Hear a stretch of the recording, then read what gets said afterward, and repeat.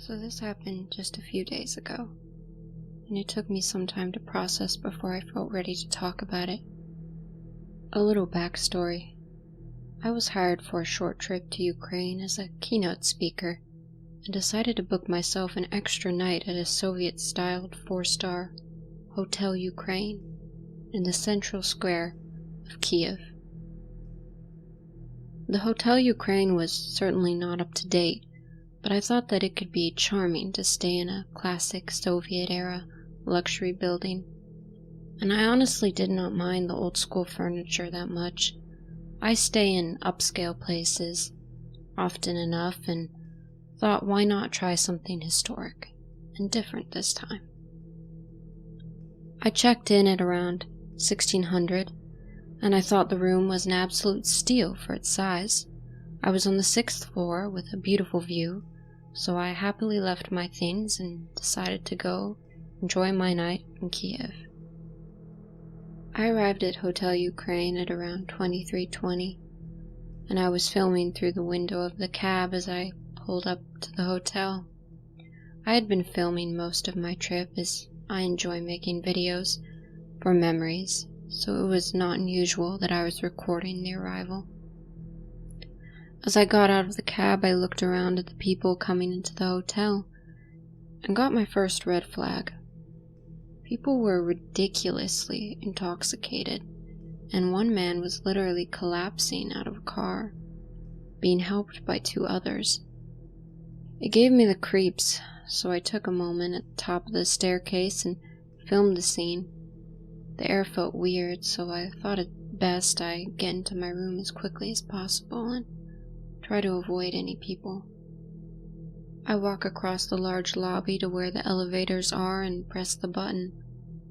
I panned the camera over the hall where you could see that I was completely alone in front of the elevator. Good, I thought. Wouldn't want to be stuck with one of those drunks. As the elevator is about to pull up and the doors open, a man in a coat appears from somewhere and indicates with his hand for me to enter the elevator. My phone gets a good shot of his maskless face. I walked in with him after me, and then 2 more people enter. Another man in a gray sweater and a woman. I get both of their faces on camera. I pressed my floor. Woman presses her floor. The man presses his floor, and gray sweater man does not. We ride in silence for a couple of moments, when the man raises his hand and starts stroking my head.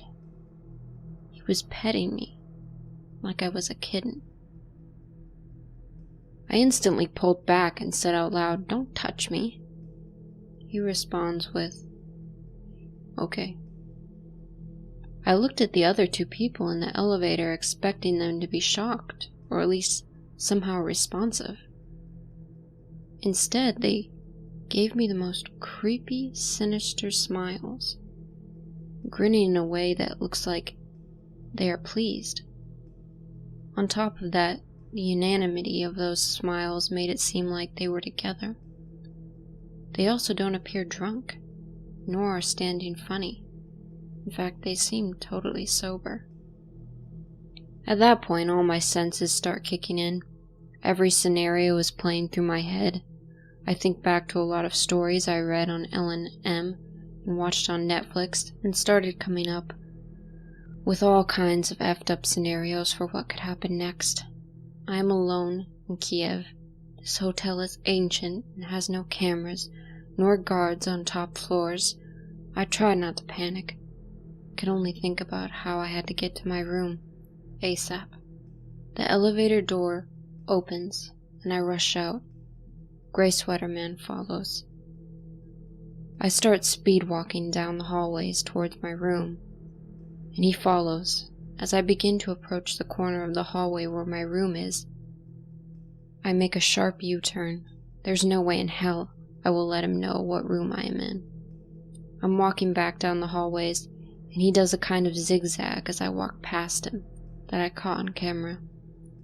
I get back to the elevators and wait, listening and praying for him to go into a room. Instead, I hear footsteps again. He was coming back towards me. I pretended to get on the phone so it would seem to him like I'm totally alone.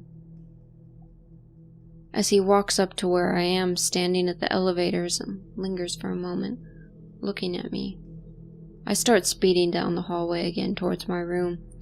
I hear his footsteps following me, so I start running. He starts running too. I dashed around the corner and managed to get into my room before he turns the corner to see which door is mine. I bolt it shut and stand there for a second. I hear footsteps walking from the door, as if somebody is listening for noise behind each door. There is no peephole. I thought about what to do next and went into the living room where the phone is to call security. I told him what happened, and his first reaction is, "And who are you?" He says in a slightly aggressive Russian, "I am a guest in this hotel. I am here alone, and the man was following me. He cuts me off. I understand. I'm on my way." I stood there for a couple of moments. I could hear noise still coming from outside the door, but I was a little bit paralyzed. I called back the security.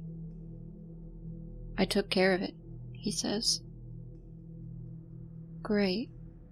Thanks," I replied and hung up. "Actually, not fucking great. This is insane. What the actual hell is going on? What was that even? Why was the dude petting me? Why the hell were they smiling? So creepy. Were they together? Where did they even all come from? If I was standing alone in the hall, what if they came back after midnight? He knows the corridor I am in. It's only 4 rooms. What if this is some kind of ploy? What if the guard is in on it? What did he take care of exactly? I had a million questions racing through my head. Aside from the logic, my entire body was tingling in spidey senses that I had to get out of that hotel immediately. I thought maybe if I fill the tub and soak my legs a bit, I can stop shaking. I went to the sink to wash my hands, and it was totally clogged. It wouldn't drain the water at all. I went to the bed to lay down for a moment, pulled back the sheets. Hair. Pulled them back. More crumbs. A sesame seed. More hair and crumbs. I zoomed in on all of this with my phone, which still hasn't stopped filming. I called one of my best friends, MJ, and totally unnerved, told her what's happening. She instantly went into action plan mode and told me to call my employer immediately and tell them to get me the hell out of that hotel. So I did, and the plan was to call the reception to get security to escort me downstairs so I can get out of this hotel. This is where it gets more weird. I called reception and began telling her everything that happened. She was very nice and polite, and first tried to calm me down, saying, "Well, maybe they were drunk." I told her regardless if they are or aren't, being chased and petted is not okay, and that I need to leave because the whole vibe is really off and something doesn't feel right. Her demeanor then changed. "Don't worry, we are going to get you out of this hotel. I have texted the guard and he is on his way to get you. You will be safe waiting with me." Like a 911 operator, she proceeds to walk me through a protocol. The security will be there in 5 minutes. He will knock X amount of times. And do not open the door unless you hear this knock. "Okay," I reply. "Let me check with the security and call you right back." A couple of minutes of anxiety attacks go by and the phone rings again. Security is on his way. He told me that you called him before and told him what happened. He told me he checked your floor and found the men that you were talking about. I paused. Men? As in plural? You were telling me the guard found multiple men on my floor? I asked. Yes, he found them. They were just confused about what floor was theirs. He escorted them personally back into their rooms, she replied. I'm sorry, I said, but I have a hard time believing that they were confused about their floor. Confused people don't chase somebody through a hallway. At that point, I didn't even have the energy to unwrap with her that only one of them followed me off the elevator. How and when did that turn into a group? I called security not even 2 minutes after entering my room. As I am on the phone with her, I hear the code knock. Security is there. I run to open the door. His entire attitude at first is to play everything down and tell me that they were just drunk and confused. And I shouldn't take it personally. I asked him about the petting in the elevator and the chasing, and told him I recorded everything on camera. He falls quiet. The rest of the way to the reception he spends telling me not to worry and that I am almost out of the hotel. I arrive at reception. Masha? I exclaimed to the woman. Yes, don't worry. You are safe with me here now, are her 5 words as her eyes dart at the security guard. It was super weird, I thought. We are going to call you a taxi and get you out of this hotel right now, she continues. At this point, it's really dawning on me that this is not her first rodeo.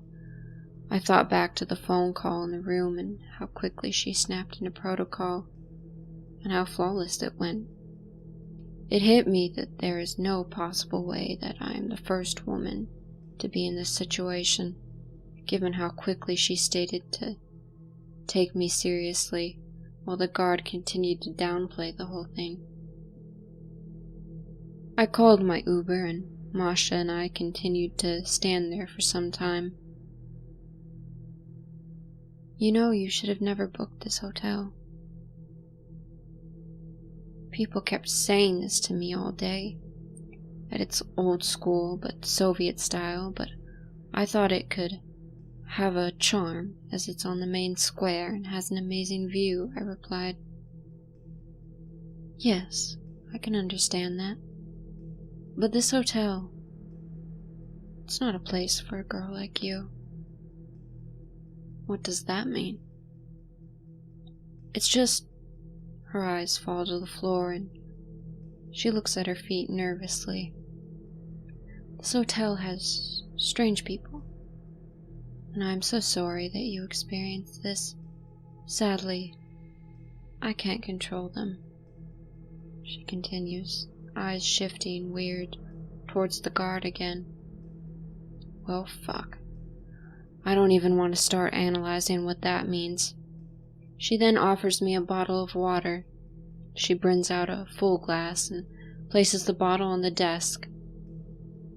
And once I take 2 big sips of the lukewarm water, I realize that the bottle is still sealed. Well, double fuck. Last thing I need now is to be drugged. I swear when I tell you that in moments like this, every sense of security and safety is out the door. My car finally arrives. I run out of the hotel, not looking back for even a split second. I already arranged the new hotel well in the room earlier, so I had a safe place to head. It's been a few days now since everything happened, and I decided to proceed with filing a police report. I also requested a refund for the night via my travel agency. They knew about the whole situation. They received a reply today from the Hotel Ukraine, denying any of this happened. On top of that, they say that they have no receptionist by the name of Masha. They refuse the entire story. Unfortunately for them, I have everything filmed on my iPhone, including Masha's name tag. I'm still pretty shaken up, but I am sure as hell not letting them gaslight me, especially given I filmed everything. Today I sent them an email detailing the whole thing and my next steps, asking them kindly to not make it more complicated and issue my refund. I think shady things go on in this hotel, and I got lucky. I want to share this story Solo female travelers, do not book Hotel Ukraine. If anyone has advice on where else to post this as a warning, please let me know. I will be commencing online reviews shortly. This happened to me about 10 years ago. I've been in this subreddit for a while, and I only just remembered that this happened to me and is a relevant story. So at this time, I'm 14 and I'm enrolled in high school. My mom worked in a nearby apartment complex as a manager, so she'd pick me up from school at 2:40 and bring me home instead of riding the bus for hours. The day is completely normal so far. She picks me up from school and brings me home. Not more than 10 minutes after I'm home, a black car pulls up in the driveway, and I hear a hard knock on the door.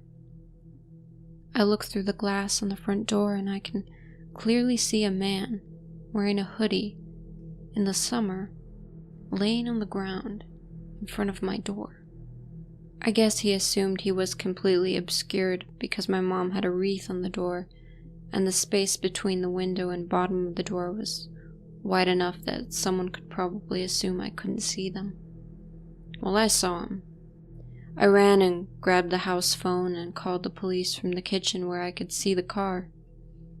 I had a machete. Teenager that thought swords and stuff were cool, don't judge me. I waited around the corner of the door while still on the phone with the police. At this point, the man knocks again. So I took matters into my own hands. I yelled as loud as I could, "Leave now or I'll fucking kill you." I had a pretty deep voice for my age, so I guess he thought I was a full-grown man, because this man got up and hauled ass like an Olympic sprinter. So about 3 minutes or so pass and the police get to my house. We had no cameras or anything, so there's really nothing to go off of. The cops pretty much just tell me that I handled the situation well and the laws about self-defense. The man never returned, and that's the end of my story. I've looked back on this a lot over the years, and this man almost certainly wanted to rob us. What's most creepy about this to me is that he most likely scoped us out, saw that we were just a teenage boy and a single mother, went through the trouble of learning our routines, and waited for what he thought was the ideal moment to rob us. We bought a handgun because of this, so I never really lost any sleep over this because I knew, if he came back, that I'd have a surprise for him. Shitty burglar, let's not meet again.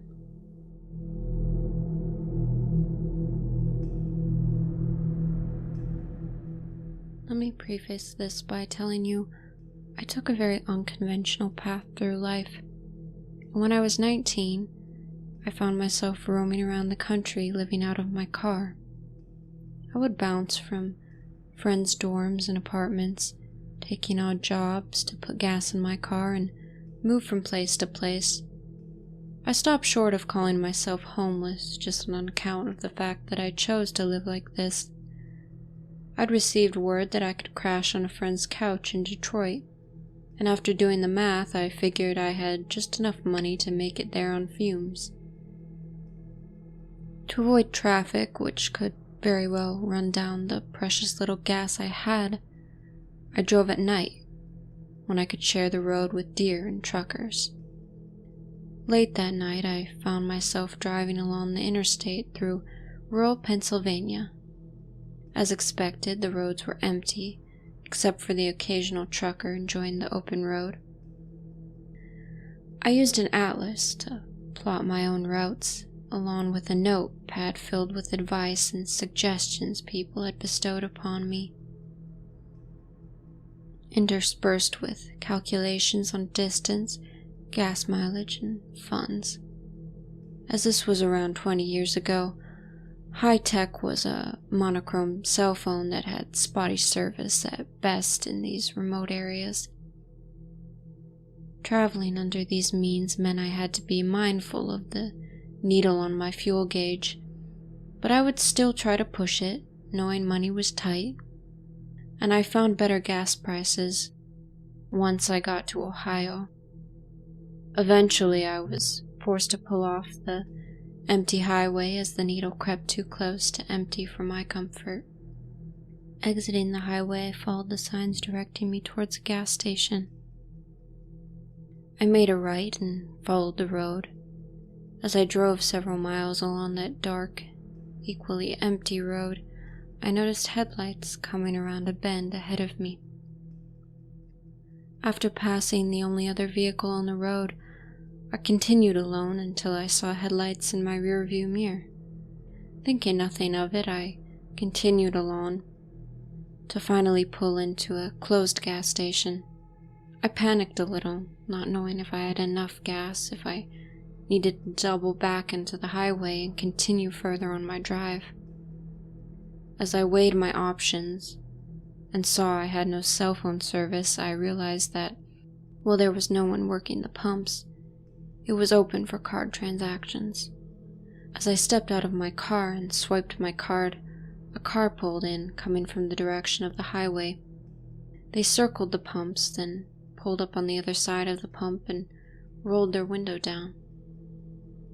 It must have been 2 a.m., and this disheveled man with a hat pulled low over the top of his face started talking with me. "Where are you from?" he demands. "New York," I say, and nothing more. He snaps back, "I know you're from New York. I saw your license plate. Where in New York?" "All over?" Given that I lived out of my car, all over was an accurate statement, but this didn't satisfy his request, and he continued to press me. "Well, what area of New York?" "I don't know. The Bronx? Westchester?" "I know Westchester. Where in Westchester?" I give him the name of a random town that I'd never so much as stopped in, and he picked his head up just a little as he immediately responded, "I'm from Pleasantville too." Suddenly he wanted to tell me his life story. "I'm stationed at the military base just up the road." He points in the direction opposite the way he came. "I'm out here in the middle of the night because I just got a call from my aunt that my mom is in the hospital, and she's not doing well. I'm just trying to get home to Westchester to see her before she passes. Could you spare some money for gas?" I sympathize with him and explain to him my situation. I tell him I have just enough money to get where I'm going, and this doesn't sit well with him, and I can hear his patience wearing thin. "Give me your address and I'll send you the money back. I work at the military base a few miles over there." He again points further down the road. At this point, I'm starting to feel a little cornered here, and I definitely don't believe his story. He looks like he hasn't shaved in a few days. He's wearing regular dirty street clothes, and even though he's trying to hide them, I can see he's got thick bags under his eyes. There's no way this guy is a member of the armed forces in good standing, and I've had enough. I tell him, "That doesn't change my situation. I don't have cash, and I just put the last of it in my tank." In a fit, this man drives off, turning left out of the gas station and driving towards the highway. And just as I think it's over, he cuts his wheel left and turns right back into the gas station. He circles around my car. For the first time, I can see he's not alone in his car. Comes right back to where he pulled up and asks, "Do you have a gun?" "What? Do you have a gun?" I don't know what to say. What if I have a gun? Would you still not be able to help me out? At this point, my adrenaline starts flowing, and I think to myself, I'm about to dose this motherfucker in gasoline while the pump is still running and run for it. He finally leans his face out of the window, and I see these deep bags and lines under his eyes. He's gotta be in his mid-20s, but he looks like a hard 45. He starts repeating himself when the passenger grabs him by his shoulder. I can only see her mouth, and she's got on this bright red lipstick. I can't hear her talking, but whatever she says to him works. And when he yells at me, "You should probably buy a gun," as he drives off. He makes a left again out of the gas station, and I stand there dumbfounded as I watch him drive towards the highway one final time. The burst of adrenaline I had stayed with me long after he was gone. I grabbed a tire iron out of the trunk and headed towards the highway, driving through the rest of the night, staring at my rear view until morning commuters finally began filling the highways.